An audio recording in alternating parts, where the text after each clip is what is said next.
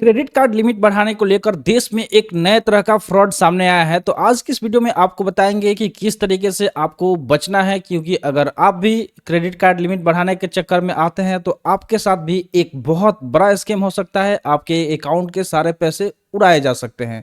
तो वीडियो को लास्ट तक जरूर देखिएगा। चलिए वीडियो शुरू करते हैं। जल्दी से लाइक कर दीजिए और चैनल पे नए हैं तो जल्दी से चैनल को सब्सक्राइब कर लीजिए।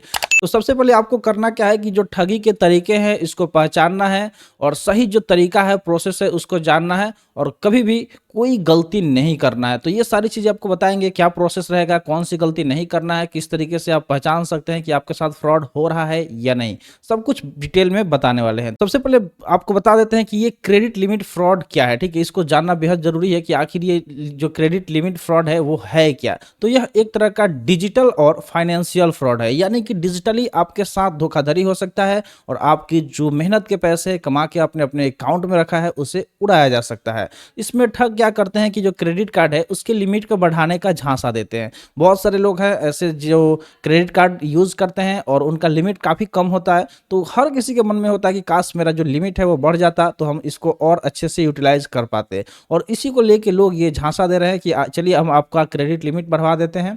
तो स्कैमर क्या करते हैं, फोन कॉल, एसएमएस, व्हाट्सअप या ईमेल के जरिए संपर्क करते हैं। तो इनमें से तमाम चीजें हैं, जैसे कि या तो पहले आपको फोन कॉल करके बात करेंगे और चीजें आपसे पूछना शुरू करेंगे और आप बताना शुरू करेंगे और इसी दौरान आपके साथ स्कैम हो जाएगा। दूसरा जो है वो है एसएमएस। आपको एक लिंक भेजा जाएगा एसएमएस के थ्रू, आप उसमें लिखा रहेगा कि क्रेडिट लिमिट कैसे बढ़ाना है और उसमें जब आप आगे बढ़ेंगे तो आपके साथ डिटेल मांगा जाएगा और जैसे ही आप उसमें डिटेल सबमिट करेंगे आपके साथ स्कैम हो जाएगा।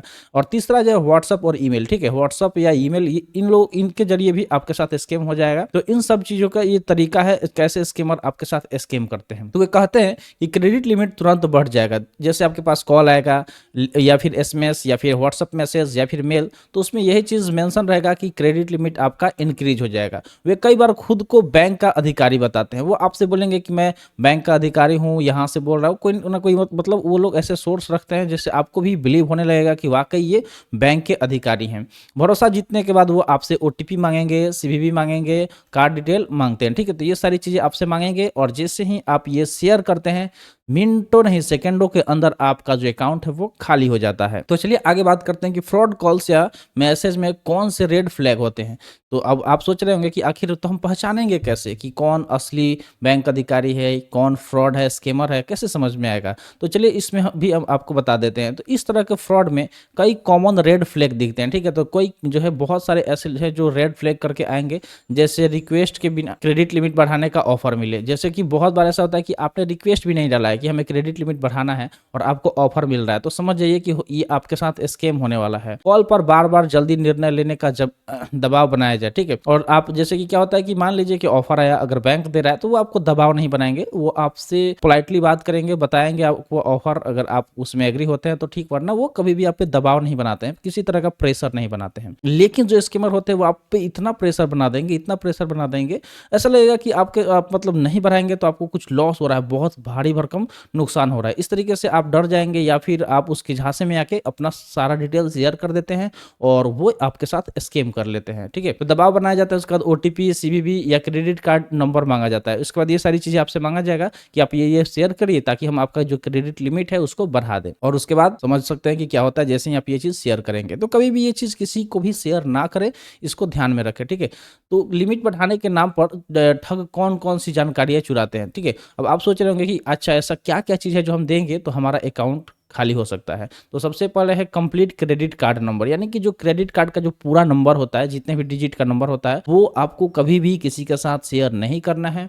उसके अलावा जो कार्ड की एक्सपायरी डेट है, दूसरा क्या है कार्ड की एक्सपायरी डेट, कि आपका कार्ड एक्सपायर कब हो रहा है, ये चीजें आपके कार्ड पे ही मेंशन होता है, ये जल्दी किसी को नहीं पता चल पाता है। उसके आगे अगर हम देखें थर्ड नंबर पे तो दिया गया है सीवीवी नंबर, या कार्ड के पीछे लिखा 3 अंकों का नंबर होता है। तो जैसे ही आप कार्ड को पलटेंगे, ठीक है, तो कार्ड के पीछे की तरफ एक ऐसे ब्लैक करके पट्टा होता है, उस पे ही लिखा होता है 3 डिजिट अंक होता है। ठीक है, नंबर होता है और वही आपको शेयर नहीं करना है, उसको सीवीवी बोला जाता है। उसके बाद होता है ओटीपी। ठीक है, ओटीपी हो गया ट्रांजेक्शन कंप्लीट करने के लिए, ये जरूरी होता है। तो बिना ओटीपी के आजकल कोई भी ट्रांजेक्शन कंप्लीट नहीं हो पा रहा है, तो आपसे ओटीपी भी पूछा जाएगा। ओटीपी मतलब वन टाइम पासवर्ड। आगे अगर देखें तो दिया गया नेट बैंकिंग या मोबाइल ऐप लॉगिन डिटेल। ठीक है, तो या इसके अलावा आपसे नेट बैंकिंग डिटेल भी पूछा जा सकता है, या फिर मोबाइल ऐप जो है उसको लॉगिन का जो डिटेल है वो भी आपसे पूछा जा सकता है। तो ये जो चीज़ें हैं, उसके अलावा देखें तो रजिस्टर्ड मोबाइल नंबर की जानकारी, यानी कि आपका कौन सा नंबर आपके अकाउंट से जुड़ा हुआ है, ये भी जानकारी आपको किसी से भी शेयर नहीं करना है, फ़ोन कॉल, एसएमएस या फिर व्हाट्सएप मैसेज के दौरान, ठीक है। आगे अगर देखें तो ईमेल आईडी और पासवर्ड, इसके अलावा जो आपका ईमेल आईडी है और ईमेल आईडी का जो पासवर्ड है, ये सारी चीज़ें आपको शेयर नहीं करना है। तो एक बार फिर से इसको रिकॉल कर लीजिए कि कौन-कौन सी चीज़ें आपको शेयर नहीं करना है। तो सबसे पहले आपको क्रेडिट कार्ड का नंबर शेयर नहीं करना है, कार्ड का जो एक्सपायरी डेट है उसको शेयर नहीं करना है, सीवीवी नंबर हो गया, कार्ड के पीछे जो लिखा होता है वो शेयर नहीं करना है, ओटीपी, ठीक है, इसको शेयर नहीं करना है, नेट बैंकिंग और मोबाइल में जो हम लोग लॉगिन करते हैं वो चीज़, उसका जो क्रेडेंशियल होता है यानी कि यूज़र आईडी और पासवर्ड वो शेयर नहीं करना है, रजिस्टर्ड जो मोबाइल नंबर है आपके अकाउंट से वो शेयर नहीं करना है। इसके अलावा ईमेल आईडी और पासवर्ड, ये सारी चीज़ें आपको इसमें से कोई भी चीज़ शेयर ना ही करें तो ही बेहतर है, अन्यथा आपके साथ स्कैम हो सकता है, क्योंकि स्कैमर बहुत ही चालू होते हैं, बहुत ही तेज़ होते हैं, वो एक भी डिटेल लेके आपके साथ स्कैम कर सकते हैं। आगे अगर हम बात करें तो लोग अक्सर कौन-सी कॉमन गलतियाँ करते हैं, क्योंकि देखिए आपको भी समझ में नहीं आएगा कि हम आखिर गलती कौन-सा किए हुए हैं, तो इस पे भी ध्यान देने वाली बात है। तो चलिए सबसे पहले बात करते हैं अनजान कॉल या मैसेज पर तुरंत भरोसा कर लेना। यानी कि कोई भी कॉल आता है लोग उस पे बिलीव कर लेते हैं कि अरे हो सकता है कि ये मतलब ऑफिशियल कॉल हो, लेकिन वैसा होता नहीं है। तो किसी भी अनजान कॉल या मैसेज पर तुरंत भरोसा करना आपके लिए एक खतरनाक साबित हो सकता है, ठगी हो सकता है आपको के साथ, ठीक है। आगे देखें तो मान लेना कि बैंक कभी भी गलत कॉल नहीं करता, यानी कि हम लोग मान लेते हैं कि बैंक गलत कॉल थोड़े ना करता है, वो तो हमेशा सही ही होते हैं, बैंक वाले गलत हमारे साथ क्यों करेंगे, हम तो उनके कस्टमर हैं।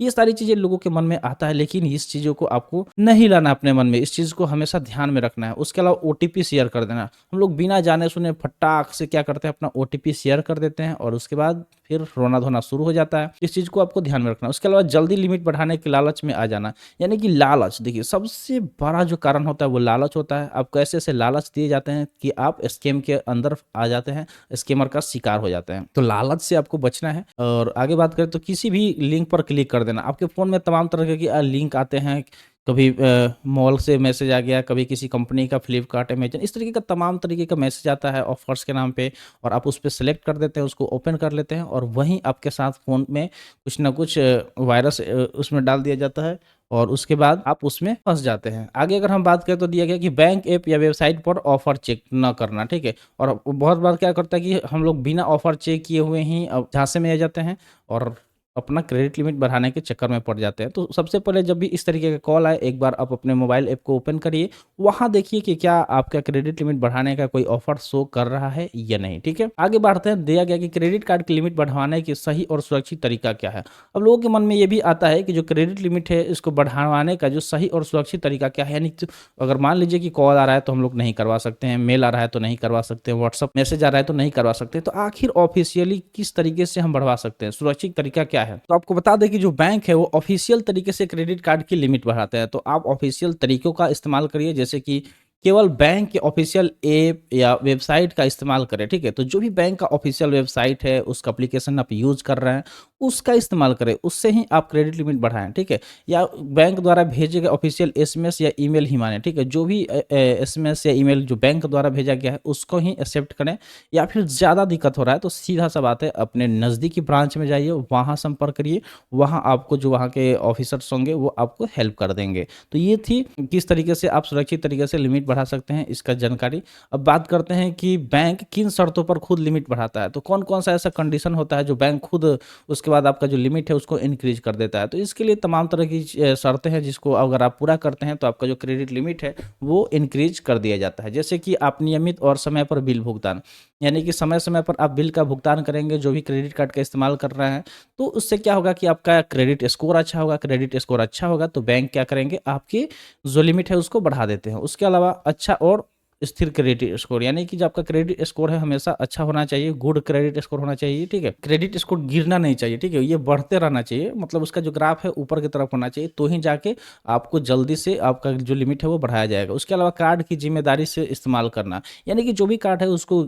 कहीं भी इस्तेमाल नहीं करना है, उसको सोच समझ कर ज़िम्मेदारी के साथ जब इस्तेमाल करेंगे, तो बैंक ऑफ़िशियल्स को दिखेगा कि हाँ, आप सही तरीके से इस्तेमाल कर रहे हैं, आप एक ज़िम्मेदार नागरिक हैं और आपका लिमिट बढ़ाया जाना चाहिए। इनकम में बढ़ोतरी या प्रोफ़ाइल अपग्रेड, ठीक है, यानी कि आपका जो इनकम है उसमें इंक्रीमेंट हो रहा है, प्रोफाइल आपका अपग्रेड हो रहा है, तो जाके क्या करती है बैंक आपकी क्रेडिट लिमिट को बढ़ाती है। लंबे समय से बैंक का ग्राहक होना, या फिर अगर आप किसी का अकाउंट, किसी ब्रांच में आपका अकाउंट है, कोई भी बैंक हो, तो जब लंबे समय तक आप उसमें इस्तेमाल कर रहे हैं, अच्छा आपका अकाउंट में जो लेन देन है वो सही चल रहा है, तो जाके बैंक्स क्या करते हैं, आपके को क्रेडिट लिमिट बढ़ाते हैं या फिर क्रेडिट कार्ड ऑफर करते हैं। कम लेट फीस और कोई डिफॉल्ट ना होना, यानी कि कोई भी लेट फी नहीं देना, ठीक है, या फिर कोई भी किसी तरह का डिफॉल्टर नहीं होना, वो भी एक साबित करता है कि आप मतलब आपका जो क्रेडिट लिमिट है आपका बढ़ा देगा बैंक उस चीज़ को देख के।